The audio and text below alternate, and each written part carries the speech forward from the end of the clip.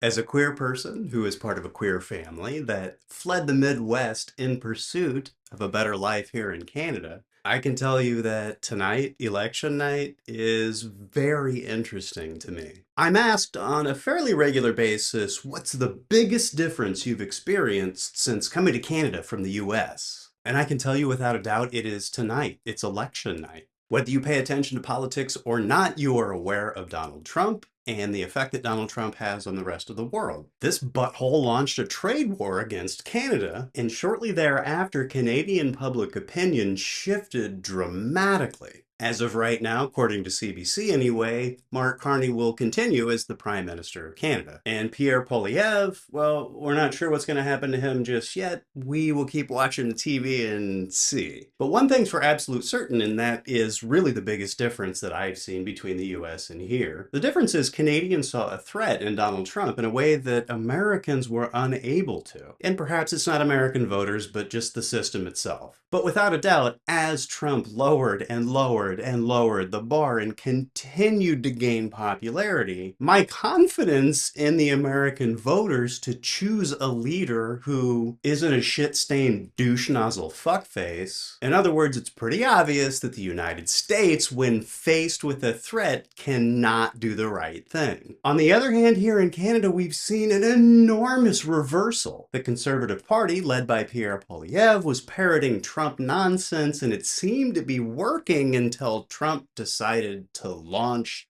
the tariffs.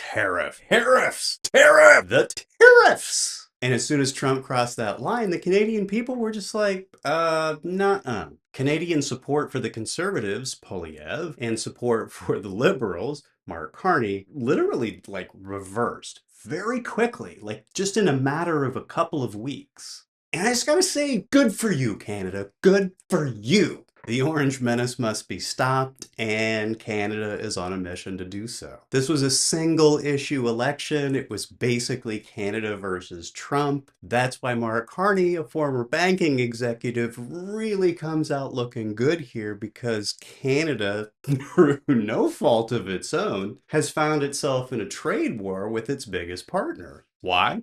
I mean, we all know why. It's stupid and it's orange. In general, I would say that I've become pretty traumatized as an American watching election results come in, because we've had really, really bad news over the last handful of elections. But as I watch the news here tonight in Canada and do my best to try to understand all the language that's being used, and despite all the uncertainty that the talking heads on TV assure me is going on, we can already see that one thing is true, and that is that Canada has chosen sense over senselessness, reason over nonsense, hope over hate. If you're here in Canada, I hope you're having a good election night. And if you're elsewhere in the world, I hope you're enjoying the results of the election here in Canada.